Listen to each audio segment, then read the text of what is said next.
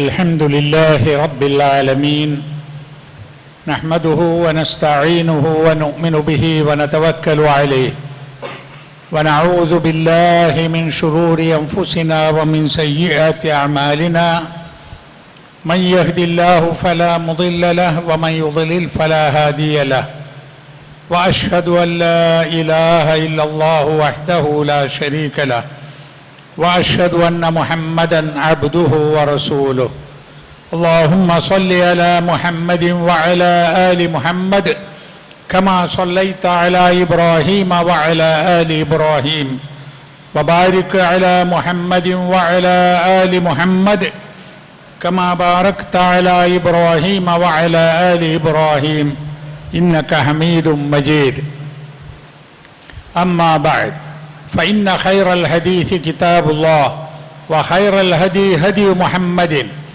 صلى الله عليه وسلم وشر الأمور محدثاتها فكل محدثة بدعة وكل بدعة ضلالة أعوذ بالله من الشيطان الرجيم بسم الله الرحمن الرحيم يا أيها الذين آمنوا اتقوا الله حق تقاته ولا تموتن إلا وأنتم مسلمون ബഹുമാന്യരായ സഹോദരങ്ങളെ, അള്ളാഹുവിൻ്റെ കൽപ്പനകൾ സൂക്ഷിച്ചുകൊണ്ട് തഖ്വയോടുകൂടി ജീവിക്കുവാൻ പരിശ്രമിക്കണമെന്ന് എല്ലാവരെയും ഓർമ്മിപ്പിക്കുകയാണ്. കഴിഞ്ഞ ആഴ്ചയിൽ നമ്മൾ മുഹറം മാസത്തിൻ്റെ വരവോടുകൂടി പുതിയ ഹിജ്റ വർഷത്തെക്കുറിച്ച് പറയുകയുണ്ടായി, മുഹറം നോമ്പിനെക്കുറിച്ചും. അന്ന് മൂസാ നബി അലൈഹിസ്സലാമിൻ്റെ ചരിത്രത്തിലെ ചില സുപ്രധാന സംഭവങ്ങൾ നാം വിവരിക്കുകയുണ്ടായി. ഇനി നബി തിരുമേനി സല്ലല്ലാഹു അലൈഹി വസല്ലമയുടെ ഹിജ്റയെപ്പറ്റി നമുക്ക് പഠിക്കാനുണ്ട്. അത് ഇൻഷാ അല്ലാഹ് പിന്നീട് വിവരിക്കുന്നതാണ്. ഇന്ന് ലോക ലഹരി വിരുദ്ധ ദിനമാണ്. UN പ്രഖ്യാപിച്ച, യുണൈറ്റഡ് നേഷൻസ് ഓർഗനൈസേഷൻ പ്രഖ്യാപിച്ച ഒരു ആഗോള ദിനമാണിത്. International day against drug abuse and illicit trafficking എന്നാണ് അതിൻ്റെ മുഴുവൻ പേര്. ലഹരി പദാർത്ഥങ്ങൾക്കെതിരിലും അനധികൃതമായ കടത്ത്, ഈ ലഹരി പദാർത്ഥങ്ങൾ കടത്തുന്നതിനെതിരിലുമുള്ള ആഗോള ദിനം എന്നർത്ഥം. ഇത് 1989 മുതൽ ലോകത്തിലെ എല്ലാ രാജ്യങ്ങളിലും നടപ്പിലാക്കുന്ന ഒരു ദിനമാണ്. ലഹരിക്കെതിരെ ബോധവൽക്കരണം നടത്തുക, ജനങ്ങളെ ലഹരിയിൽ നിന്ന് പിന്തിരിപ്പിക്കുക എന്ന ഉദ്ദേശത്തോടു കൂടിയാണ് ഈ ദിനം കൊണ്ടാടുന്നത്. കൊണ്ടാടുക എന്ന് പറഞ്ഞുകൂടാ, കാരണം ഒരു കൊണ്ടാട്ടം ആഘോഷമല്ലല്ലോ ഈ ദിനം ആചരിക്കുന്നത്. 1987 വിയന്നയിൽ നടന്ന മയക്കുമരുന്ന്, ലഹരി എന്നിവയ്ക്കെതിരിൽ നടന്ന ഒരു ആഗോള സമ്മേളനമാണ് ഇതിനെക്കുറിച്ച് ഗൗരവമായി ചർച്ച ചെയ്തതും ഇങ്ങനെ ഒരു ദിനാചരണം വേണമെന്ന് തീരുമാനിച്ചതും. പിന്നെ 1989 മുതൽ അത് അങ്ങനെ ആചരിക്കാൻ ആഹ്വാനം ചെയ്തിട്ടുള്ളതും. എന്താണ് ഇങ്ങനെ ഒരു ആഗോള ദിനാചരണത്തിൻ്റെ കാരണം?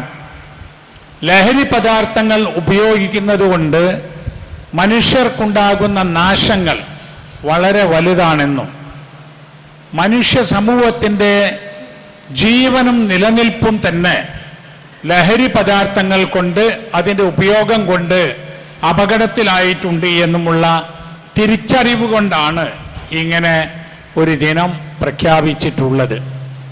മനുഷ്യനെ സംബന്ധിച്ചിടത്തോളം ഏറ്റവും പ്രധാനപ്പെട്ട ഒരു കാര്യമാണ് മനുഷ്യൻ്റെ ബുദ്ധി, മനുഷ്യൻ്റെ ആരോഗ്യം, മനുഷ്യൻ്റെ സമ്പത്ത് തുടങ്ങിയ കാര്യങ്ങൾ സംരക്ഷിക്കപ്പെടുക എന്നത്. ഇസ്ലാമിക കർമ്മശാസ്ത്രത്തിൽ ഇസ്ലാമിക നിയമങ്ങൾ മൂലം പരിരക്ഷിക്കപ്പെടേണ്ട 5 കാര്യങ്ങളെക്കുറിച്ച് പറഞ്ഞിട്ടുണ്ട്. അതായത് എല്ലാവർക്കും അത് സംരക്ഷിക്കപ്പെടണം, ആരും അത് കവർന്നെടുക്കാൻ പാടില്ല. അതിലൊന്ന് ദീൻ, എല്ലാ മനുഷ്യർക്കും അവരുടെ ദീനനുസരിച്ച്, വിശ്വാസമനുസരിച്ച് ജീവിക്കുവാൻ സാധിക്കണം. മറ്റൊന്ന് നഫ്സ്, മനുഷ്യന്റെ ജീവനാണത്. ആരും ആരുടെയും ജീവൻ കവർന്നെടുക്കരുത്, ആരും ആരെയും കൊലപ്പെടുത്തരുത്. മറ്റൊന്ന് അഖല്, ബുദ്ധി, തെളിഞ്ഞ ബുദ്ധി. ആ ബുദ്ധി നിലനിൽക്കണം, ബുദ്ധി നശിപ്പിക്കരുത്, ബുദ്ധി നശിപ്പിക്കുന്ന ഒരു കാര്യവും ഉണ്ടാവരുത്. മറ്റൊന്ന് മാൽ, മനുഷ്യന്റെ ധനം സുരക്ഷിതമായിരിക്കണം. ആരും ആരുടെയും പണം അപഹരിക്കരുത്, ആരെയും സാമ്പത്തികമായി ചൂഷണം ചെയ്യരുത്. മറ്റൊന്ന് മനുഷ്യന്റെ അഭിമാനം, മനുഷ്യന്റെ അഭിമാനം നഷ്ടപ്പെടുത്താൻ പാടില്ല. ഈ 5 കാര്യങ്ങളിൽ ഒന്നാണ് മനുഷ്യന്റെ ബുദ്ധി നിലനിർത്തണം എന്നത്. ലഹരി പദാർത്ഥങ്ങൾ കൊണ്ട് മനുഷ്യന്റെ ബുദ്ധിയാണ് ആദ്യം നശിക്കുന്നത്, പിന്നെ അവന്റെ ശരീരം, ആരോഗ്യം. തെളിഞ്ഞ ബുദ്ധിയില്ലെങ്കിൽ മനുഷ്യൻ എന്തും ചെയ്തു പോകും.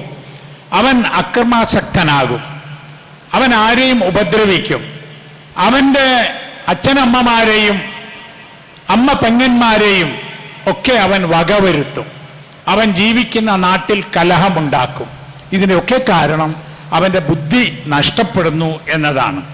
അതുകൊണ്ട് തന്നെ മതപരമായി തന്നെ നമുക്ക് ഈ ലഹരി പദാർത്ഥങ്ങൾക്കെതിരിൽ പ്രവർത്തിക്കുവാനുള്ള ബാധ്യതയുണ്ട്.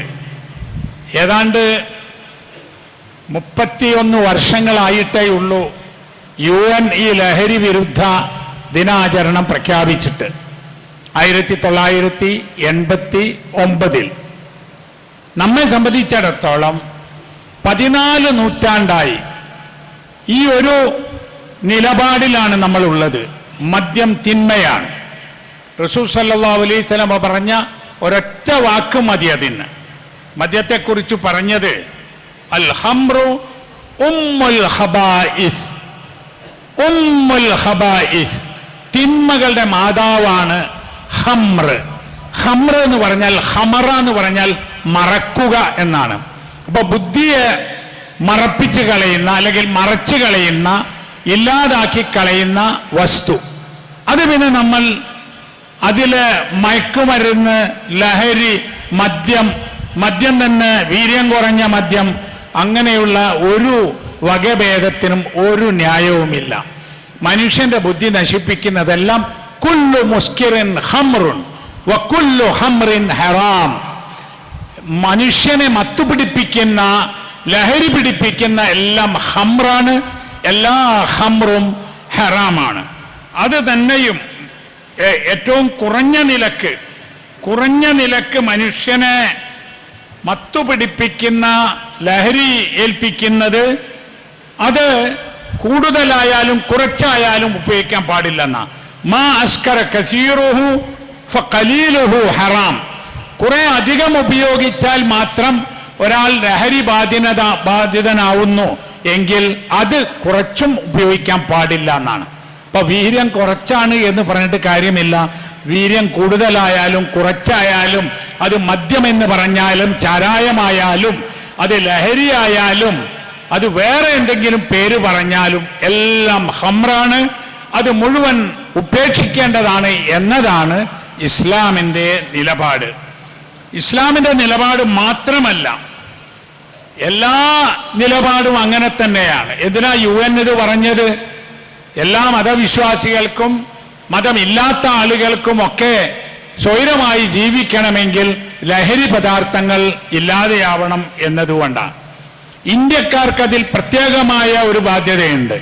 സ്വാതന്ത്ര്യ സമരത്തിന് മുന്നിൽ നിന്ന് പ്രവർത്തിച്ച നമ്മുടെ രാഷ്ട്രപിതാവ് മഹാത്മാഗാന്ധിജി, അദ്ദേഹത്തിൻ്റെ ഒരു സ്വപ്നമായിരുന്നു ഇന്ത്യ രാജ്യം മദ്യവിമുക്ത പ്രദേശമാക്കണമെന്നത്. അദ്ദേഹം പറഞ്ഞിട്ടുമുണ്ട്, ഇന്ത്യക്ക് സ്വാതന്ത്ര്യം കിട്ടിയാൽ ഇന്ത്യയിൽ മദ്യം നിരോധിക്കണം എന്ന്. അത് ഭരണഘടനയിലെ മാർഗനിർദ്ദേശ തത്വങ്ങളിൽ അത് എഴുതി വെച്ചു. ഇന്ത്യയിൽ മദ്യം നിരോധിക്കുവാൻ വേണ്ട കാര്യങ്ങൾ ചെയ്യാൻ അതത് സംസ്ഥാനങ്ങൾക്ക് അധികാരമുണ്ട് എന്ന്. അത് നമ്മുടെ സംസ്ഥാനത്ത് ആ അധികാരം ത്രിതല പഞ്ചായത്തുകൾക്ക് കൊടുത്തു. പിന്നീട് സർക്കാർ അതും പിൻവലിച്ചു. അപ്പം ഘട്ടം ഘട്ടമായി മദ്യം ഇല്ലാതാക്കുക എന്ന എല്ലാ സർക്കാരുകളും പറഞ്ഞിട്ടുള്ള പ്രകടന പത്രികയിൽ പറഞ്ഞിട്ടുള്ള കാര്യങ്ങളെ നടപ്പിലാക്കുന്നിടത്ത് സർക്കാരുകൾ വേണ്ടത്ര ശുഷ്കാന്തി കാണിക്കുന്നില്ല എന്ന് നമുക്ക് കാണുവാൻ സാധിക്കും. ഇന്ന് മുസ്ലിം ലോകത്ത് ഇന്ന് ഈ ഇന്റർനാഷണൽ ഡേ ആയതുകൊണ്ട്, ലോക ലഹരി വിരുദ്ധ ദിനമായതുകൊണ്ട് മുസ്ലിം ലോകത്ത് ഒരുപാട് രാജ്യങ്ങളിൽ നേരത്തെ ജുമാ ഖുതുബകൾ തയ്യാറാക്കി കൊടുക്കുന്ന അവിടുത്തെ മതകാര്യ വകുപ്പ് പബ്ലിഷ് ചെയ്തിട്ടുള്ള ഖുതുബകളിൽ ഇന്ന് ഇതാണ് വിഷയമാക്കി പറഞ്ഞിട്ടുള്ളത്. ഇത് പറയാൽ മുഖദ്ദിറാത്ത്, മയക്കുമരുന്നുകൾ. മയക്കുമരുന്ന് എന്ന് പറഞ്ഞപ്പോൾ ചില ആളുകൾ പറഞ്ഞു അങ്ങനെയല്ല പറയേണ്ടത്, മയക്ക് വിഷങ്ങൾ എന്ന് പറയണം. മരുന്നല്ലല്ലോ അത്, ലഹരി എന്ന് പറയുന്നത് മരുന്നല്ല. അപ്പൊ ഈ മനുഷ്യനെ മയക്കുന്ന ഈ വിഷത്തിനെതിരെയാണ് ഇന്ന് ഇപ്പൊ എനിക്ക് UAE-യിലും ഒമാനിലും മറ്റു ചില രാജ്യങ്ങളിലും ഇന്ന് പറയുന്ന ഖുതുബയുടെ നോട്ട് കിട്ടി. അതിൽ ഇതാണ് ഇന്നത്തെ വിഷയം. നമ്മുടെ കേരളത്തിലും ഈ വിഷയം പറയണമെന്ന് ഒരുപാട് മുസ്ലിം സംഘടനകളും പണ്ഡിതന്മാരും ആഹ്വാനം ചെയ്തിട്ടുമുണ്ട്. ഒരുപാട് പ്രസ്ഥാനങ്ങൾ ആ രംഗത്ത് സജീവമായി വന്നിട്ടുമുണ്ട്. ഈ നിലയിൽ നാം ഒന്ന് നോക്കൂ, ആർക്കാണ് ഈ ലഹരിയുടെ ഉപദ്രവം? എല്ലാവർക്കുമാണ്. ഒരു വീട്ടിലൊരു കുട്ടി അങ്ങനെയായാൽ ആ വീട്ടുകാർക്കൊക്കെ അതിൻ്റെ ശല്യമുണ്ടാകും. ഒരു വീട്ടിൽ ഒരു മുതിർന്ന ആൾ അതിൻ്റെ ആളായാൽ ആ വീട്ടിലെല്ലാവരും അതിൻ്റെ പേരിൽ കഷ്ടപ്പെടും. മിനിയാന്ന് നമ്മുടെ ഈ ജില്ലയിൽ ഒരു സ്കൂൾ കുട്ടിയുടെ ബാഗിൽ നിന്ന് ചാരായം, അവൻ്റെ വാട്ടർ ബോട്ടിലിൽ നിന്ന് ചാരായം പിടിച്ചു. അത് പോലീസ് അതിൻ്റെ പിന്നാലെ പോയി നോക്കിയപ്പോഴേ അവൻ്റെ അച്ഛനാണ് ഇത് ഉണ്ടാക്കുന്നത്. വീട്ടിൽ 25 ലിറ്റർ ചാരായമാണ് ആ വീട്ടിൽ നിന്ന് എക്സൈസ് വിഭാഗം കണ്ടുപിടിച്ചിട്ടുള്ളത്. അപ്പൊ കുട്ടികൾ ഇതിന്റെ ആളുകളായാൽ മാതാപിതാക്കളും, മാതാപിതാക്കൾ ഇതിന്റെ ആളുകളായാൽ മക്കളും അതുകൊണ്ട് കഷ്ടപ്പെടും. പിന്നെ ഇത് ഉണ്ടാക്കുന്നവര്, ഇത് വിൽക്കുന്നവര്, ഇതിന്റെ ഇടപാടുകാർ ഒക്കെ ലിറ്റർ കണക്കിനൊന്നും വേണ്ടല്ലോ. ഇപ്പോഴേ പല വാർത്തകളും കാണാം, 5 ഗ്രാം MDM പിടിച്ചു, 10 ഗ്രാം പിടിച്ചു എന്നൊക്കെ. അത്ര മതി അത്. അതിന്റെ വില തന്നെ കോടിക്കണക്കിനാണ്, ബില്യൺ കണക്കിന് ഡോളർ വില വരുന്ന സാധനങ്ങളാണ്. ഒരു രാജ്യത്തെ നശിപ്പിക്കുവാൻ സാമ്രാജ്യത്വ ശക്തികൾ ചെയ്തിട്ടുള്ളത് ആ രാജ്യത്തെ മയക്കുമരുന്ന് പ്രചരിപ്പിക്കുക എന്നതാണ്. ചൈനയിൽ ഒരു ഓപ്പിയം യുദ്ധം 2 തവണ നടന്നൊരു യുദ്ധമുണ്ട്. ഓപ്പിയം യുദ്ധം എന്നാ പറയാം. ആ രാജ്യത്ത് ഓപ്പിയം എന്ന ലഹരി വസ്തു ഉണ്ടാക്കുന്നതും വിൽക്കുന്നതും അവിടേക്ക് കൊണ്ടുവരുന്നതും ചൈന നിരോധിച്ചു. 1800-കളിലാണ്. പക്ഷേ അത് സാമ്രാജ്യത്വ ശക്തികൾക്ക് ഇഷ്ടപ്പെട്ടില്ല. യുദ്ധമുണ്ടായി. മാത്രമല്ല രണ്ടാമതും യുദ്ധമുണ്ടായപ്പോൾ ചൈന തോറ്റുപോയി. അങ്ങനെ ചൈനയിൽ ഓപ്പിയം ഒന്നാകെ പ്രചരിക്കുന്ന അവസ്ഥ വന്നു. ഇന്നിപ്പോഴുള്ള ഒരു അവസ്ഥ ഏതാണ്? കുഴൽപ്പണം ഇടപാടുകളുടെ അടിസ്ഥാനം നോക്കിയാൽ അതിനെക്കുറിച്ച് വിവരമുള്ളവർ പറയുന്നു, ആ പണം മയക്കുമരുന്നിന്റെ, മയക്ക് വിഷത്തിന്റെ, അതിൻ്റെ കടത്തിന് ഉപയോഗപ്പെടുത്തുന്നുണ്ട് എന്ന്. അങ്ങനെ വരുമ്പോൾ നമ്മൾ നമ്മുടെ തന്നെ ആരോഗ്യത്തെയും അടുത്ത തലമുറയെയും നശിപ്പിക്കുകയാണ് ചെയ്യുന്നത്. ലഹരി കൊണ്ട്, മദ്യം കൊണ്ട്, ഈ മയക്കുമരുന്നുകൾ കൊണ്ട് കലഹങ്ങൾ ഉണ്ടാകുന്നു, കൊലപാതകങ്ങൾ ഉണ്ടാകുന്നു, കുടുംബ തകർച്ചകൾ ഉണ്ടാകുന്നു, അപകടങ്ങൾ ഉണ്ടാകുന്നു, ആത്മഹത്യ ഉണ്ടാകുന്നു. ഇതെല്ലാം ഈ മയക്കുമരുന്നിന്റെ, മദ്യത്തിന്റെ, ലഹരിയുടെ ഫലമായി ഉണ്ടാകുന്നതാണ്. വർഷങ്ങൾക്ക് മുമ്പ് മാതൃഭൂമി പ്രസിദ്ധീകരിച്ച ഒരു പഠനത്തിൽ പറയുന്നുണ്ട്, ഉണ്ടല്ലോ, ചിലർ മദ്യവും മയക്കുമരുന്നുകളും എന്ന് പറയും. മദ്യനിരോധ പ്രസ്ഥാനത്തിലെ ആളുകൾ പറയുന്നത് അങ്ങനെയല്ല പറയേണ്ടതെന്നാ. മദ്യവും മറ്റു മയക്കുമരുന്നുകളും, മദ്യവും മറ്റു ലഹരി പദാർത്ഥങ്ങളാണ്. ഇത് ലഹരി അല്ല എന്ന് വന്നുകൂടാ. ഈ മദ്യം എന്ന് പറയുന്നത്, മദ്യമായാലും ചാരായമായാലും വിദേശ മദ്യമായാലും ഇന്ത്യൻ നിർമ്മിത വിദേശ മദ്യമായാലും അത് ലഹരിയാണ്. അതിൽ പറയുന്നത് മനുഷ്യർ ഇത്തരത്തിലുള്ള ലഹരിയിലേക്ക് എത്തുന്നത്, അത് തുടങ്ങുന്നത് മദ്യപിച്ചുകൊണ്ടാണെന്നാണ്. പഠന റിപ്പോർട്ടാണത്. ഗവേഷണാത്മകമായ ഒരു ലേഖനത്തിൽ പറയുന്നത് മദ്യപാനം മനുഷ്യനെ വലിയ നിലക്കുള്ള ലഹരി ഉപയോഗത്തിലേക്ക് എത്തിക്കുമെന്നാണ്. അപ്പൊ അവിടെയാണ് നമ്മൾ അതിന് ആവശ്യമായ കാര്യങ്ങൾ ചെയ്യേണ്ടത്. ഇത് ആരുടെ ബാധ്യതയാണ്? ഭരണകൂടത്തിന് ബാധ്യതയുണ്ട്. കാരണം ഏതൊരു തിന്മ തടയണമെങ്കിലും അധികാരം വളരെ പ്രധാനമാണ്. അപ്പൊ സർക്കാർ വകുപ്പുകൾ, പോലീസ്, അതുപോലെ എക്സൈസ് വകുപ്പ് ഒക്കെ തന്നെയും മയക്കുമരുന്നിനെതിരെ, മദ്യത്തിനെതിരെയും ശക്തമായ നിലപാട് എടുക്കണം. ആ നിലപാടിന്റെ കൂടെ സമൂഹം ഒന്നിച്ച് നിൽക്കണം. ഇപ്പൊ ഓപ്പറേഷൻ തൂഫാൻ എന്നത് പ്രഖ്യാപിച്ചപ്പോൾ നമ്മൾ കണ്ടില്ലേ, അതിന് ഭരണപക്ഷത്തും പ്രതിപക്ഷത്തും എല്ലാ മതവിഭാഗങ്ങളിലും എല്ലാ സാംസ്കാരിക രംഗത്തുള്ളവരിലും വലിയ പിന്തുണയാണ് അതിനുണ്ടായത്. അതൊരു തൂഫാൻ എന്ന് പറഞ്ഞാൽ കൊടുങ്കാറ്റാണ്. ഒരു കൊടുങ്കാറ്റായി ആഞ്ഞടിച്ച് നമ്മുടെ സമൂഹത്തിൽ നിന്ന് അതില്ലാതെയാക്കണം എന്നതാണ്. അവിടെ നമുക്കുള്ള ഒരു സങ്കടം എന്താണെന്ന് വെച്ചാൽ, ഈ ഒരു തിന്മക്കെതിരെ സമൂഹം ഉണർന്നു വരുന്ന സമയത്ത് അത് മയപ്പെടുത്തുന്ന രൂപത്തിൽ വീര്യം കുറഞ്ഞ മദ്യം, അതിൻ്റെ ടാക്സ്, അതിൻ്റെ തീരുവ എന്ന ചർച്ചകൾ ഉണ്ടാവുന്നത് തന്നെ ജനങ്ങൾക്ക് ഇഷ്ടപ്പെടാത്ത ഒരു കാര്യമാണ്. അതുകൊണ്ട് തന്നെ അങ്ങനെ വേർതിരിച്ചുകൊണ്ട് വീര്യം കുറഞ്ഞ മദ്യം, അതിന് ടാക്സ് കുറയ്ക്കൽ തുടങ്ങിയ കാര്യങ്ങളിൽ നിന്ന് സർക്കാരും പിന്നോട്ട് പോകേണ്ടതാണ്. സർക്കാരിന് എന്തെല്ലാം ചെയ്യാൻ പറ്റുമെന്നല്ലേ? ശക്തമായ ബോധവൽക്കരണം ഉണ്ടാകണം. അതായത് ഈ വിപത്തിനെതിരെ ആരോഗ്യരംഗത്തും സാമൂഹ്യ രംഗത്തും കുടുംബരംഗത്തും ഉണ്ടാകുന്ന പ്രശ്നങ്ങൾ പറയണം. അത് പാഠപുസ്തകത്തിൽ കൊണ്ടുവരണം. മദ്യ നിരോധ സമിതിയുടെ ആളുകൾ ആവശ്യപ്പെടുന്ന ഒരാവശ്യമാണത്. അതുപോലെ തന്നെ ലഭ്യത ഇല്ലാതെയാക്കണം. ഒറ്റഘട്ടത്തിൽ ഇല്ലാതെയാക്കാൻ കഴിയുന്നില്ലെങ്കിലും ഘട്ടം ഘട്ടമായി ഏതാനും വർഷം കൊണ്ട് മദ്യവും മയക്കുമരുന്നുകളും ഇല്ലാതെയാക്കണം. അതുപോലെ ഈ മയക്കുമരുന്നുകൾ അനധികൃതമായി കടത്തിക്കൊണ്ടുപോകുന്ന സാധനങ്ങൾ, അതിൻ്റെ ആളുകൾക്ക് ശക്തമായ ശിക്ഷ ഏർപ്പെടുത്തണം, അവരെ ജയിലിലടക്കണം. അതുപോലെ നഗരപാലിക, പഞ്ചായത്ത് രാജ് തുടങ്ങിയ നിയമങ്ങളിലൂടെ മദ്യഷാപ്പുകൾ തുടങ്ങുന്നതിനുള്ള അധികാരം ഈ ത്രിതല പഞ്ചായത്തുകൾക്കുള്ളത് അത് തിരിച്ചു കൊടുക്കണം. അതുപോലെ രാഷ്ട്രീയ പാർട്ടി രംഗത്തുള്ളവരും പൊതുരംഗത്തുള്ളവരും മതരംഗത്തുള്ളവരും ഒക്കെ മദ്യപിക്കില്ല എന്ന് ഉറപ്പുവരുത്തണം. ഒരു മദ്യപാനി മത്സരിച്ച് ജയിച്ച് പഞ്ചായത്തിലോ കോർപ്പറേഷനിലോ നിയമസഭയിലോ പാർലമെന്റിലോ എത്തുന്ന അവസ്ഥ ഇല്ലാതെയാവണം. മദ്യപാനിക്ക് വോട്ടില്ല, മദ്യപാനിയെ ഞങ്ങൾ മത്സരിപ്പിക്കില്ല എന്ന് രാഷ്ട്രീയ പാർട്ടികളും ജനങ്ങളും തീരുമാനിക്കണം. അതുപോലെ ജോലിക്ക് നിർത്തുന്ന സന്ദർഭത്തിൽ മദ്യപാനികൾക്ക് ജോലി കിട്ടുകയില്ല. ഒരു ഇന്റർവ്യൂവിന് പോയാൽ സർക്കാർ തലത്തിലും പ്രൈവറ്റ് മേഖലയിലും അയാൾക്ക് ജോലിയില്ല എന്നൊക്കെ വരുന്ന കടുത്ത നിലപാടുകൾ ഉണ്ടാവുകയും ചെയ്യണം. മതരംഗത്തുള്ള ആളുകൾക്ക് ഈ രംഗത്ത് ചെയ്യാനുള്ളത്, നമ്മെ സംബന്ധിച്ചിടത്തോളം മുസ്ലിങ്ങൾക്ക് പറഞ്ഞു കൊടുക്കാനുള്ളത്,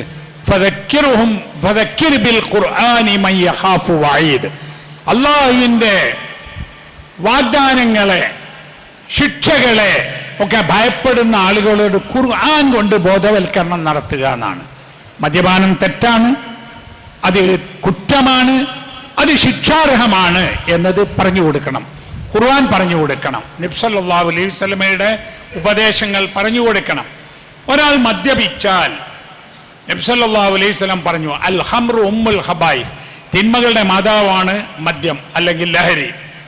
വമൻ ശരിബഹ ലം യഖ്ബലുല്ലാഹു മിൻഹു സലാത്തൻ 40 യൗമ, മദ്യപാനിയുടെ 40 ദിവസത്തെ നമസ്കാരം അള്ളാഹു സ്വീകരിക്കുകയില്ല എന്ന്. ഇപ്പൊ കുറ്റകരമായ ഒരു കാര്യമാണ് അത് എന്ന് നമ്മൾ പറഞ്ഞ് പഠിപ്പിക്കണം. റിജ്സും മിൻ അമലി ശൈത്താൻ എന്ന് പറഞ്ഞിട്ടുണ്ട് മദ്യത്തെക്കുറിച്ച്. സൂറത്തുൽ മായിദയിലെ 90-ാമത്തെ ആയത്ത്, റിജ്സും മിൻ അമലി ശൈത്താൻ, ശൈത്താന്റെ മാലിന്യമാണ് അതെന്ന്. അതൊരു വിശേഷപ്പെട്ട വസ്തുവല്ല, അത് മാന്യന്മാരുടെ പാനീയമല്ല, അത് ഉപയോഗിക്കുക എന്നത് മാന്യതയുള്ള കാര്യമല്ല, അത് പൈശാചികമാണ്. പിശാച് എന്താണ് ഉദ്ദേശിക്കുന്നത്? ഇന്നമാ യുരീദു ശൈത്താനു അൻ യുഖിയ ബൈനകുമുൽ അദാവത വൽ ബഗ്ദാ ഫിൽ ഖംറി വൽ മൈസിർ. മദ്യവും ചൂതാട്ടവും കൊണ്ട് പിശാച് ഉദ്ദേശിക്കുന്നത് നിങ്ങൾക്കിടയിൽ ശത്രുതയും നിങ്ങൾക്കിടയിൽ അന്യോന്യം വെറുപ്പും ഉണ്ടാക്കുക എന്നതാണ്. വയസുദ്ദക്കും അൻ ദിക്രില്ലാഹ് വഅനി സ്വലാത്ത്, നിങ്ങളെ അള്ളാഹുവിനെ ഓർക്കുന്നതിൽ നിന്നും നമസ്കാരത്തിൽ നിന്നും തടയുകയും ചെയ്യാനാണ് പിശാച് ആഗ്രഹിക്കുന്നത്. മദ്യപാനി ആയാൽ പിന്നെ അവന് പിന്നെ എന്ത് ദിക്റാണ്, അവന് പിന്നെ എന്ത് സലാത്ത് നമസ്കാരമാണ്, അവന് പിന്നെ എന്ത് നിലക്കുള്ള ബന്ധങ്ങളാണ്, ഒന്നുമില്ലല്ലോ. മനുഷ്യൻ കേടുവരുന്നത് മെല്ലെ മെല്ലെ ആയിരിക്കും. അപ്പൊ 5 വക്ത് നമസ്കരിക്കുന്ന ഹലാലായ കാര്യം മാത്രം ചെയ്യുന്ന ഒരു മനുഷ്യൻ നാളെ സുബഹിസ്കരിച്ച ഉടനെ വയറു നിറയെ മദ്യപിക്കോ, അല്ലെങ്കിൽ ശരീരത്തിൽ മയക്കുമരുന്നുകൾ കുത്തിവെക്കോ? ഇല്ല. ഘട്ടം ഘട്ടമായി മെല്ലെയാണ് ആളുകൾ പിശാചിന്റെ മാർഗത്തിൽ എത്തുക.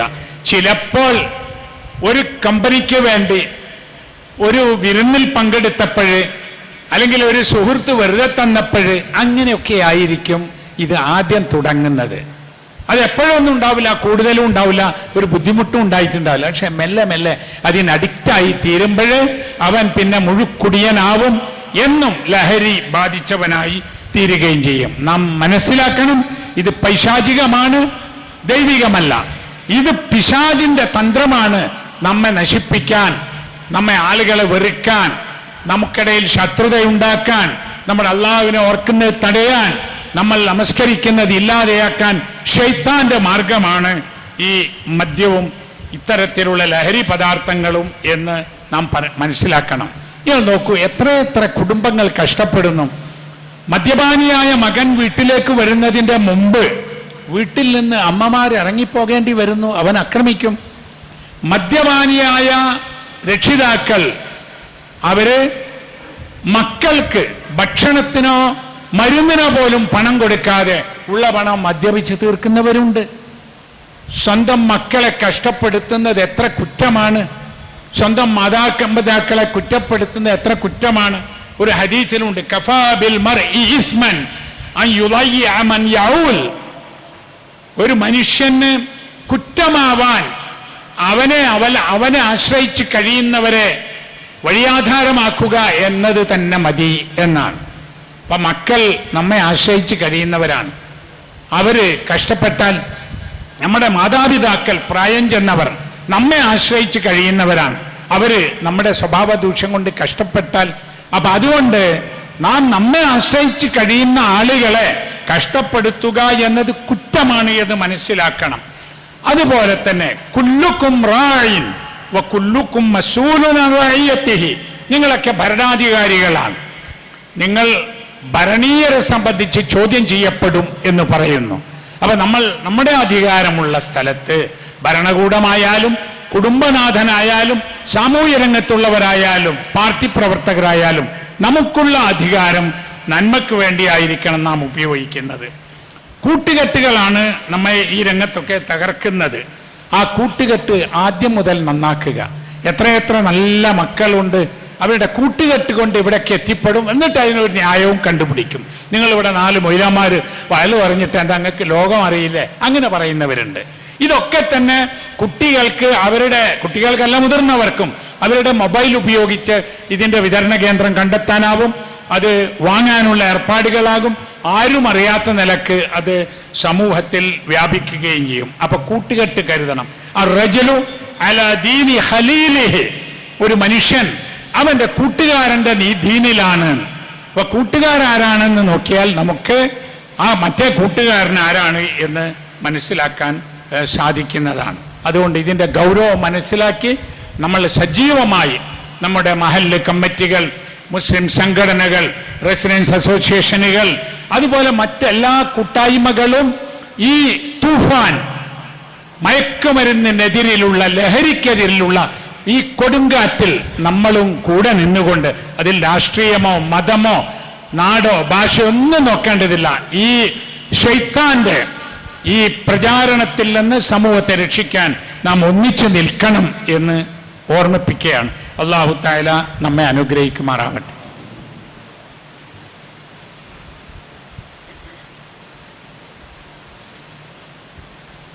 അൽഹംദുലില്ലാഹി റബ്ബിൽ ആലമീൻ വൽആഖിബത്തു ലിൽമുത്തഖീൻ വസല്ലല്ലാഹു അലാ നബിയിഹിൽ കരീം വഅലാ അഹ്ലിഹി വസഹ്ബിഹി അജ്മഈൻ. ഇത്തഖുല്ലാഹ ഇബാദല്ലാഹ്.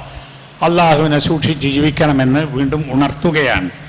ഈ international day against drug abuse ഈ ദിവസത്തിൽ അതായത് ഇൻ്റർനാഷണലായിട്ടുള്ള ആഗോളമായിട്ട് ഈ ലഹരിക്കെതിരെയുള്ള ബോധവൽക്കരണം നടത്തുന്ന ഈ ദിവസം ചെയ്യുന്ന കാര്യങ്ങളിൽ ഒരു കാര്യവും കൂടെ പറഞ്ഞിട്ടുണ്ട്.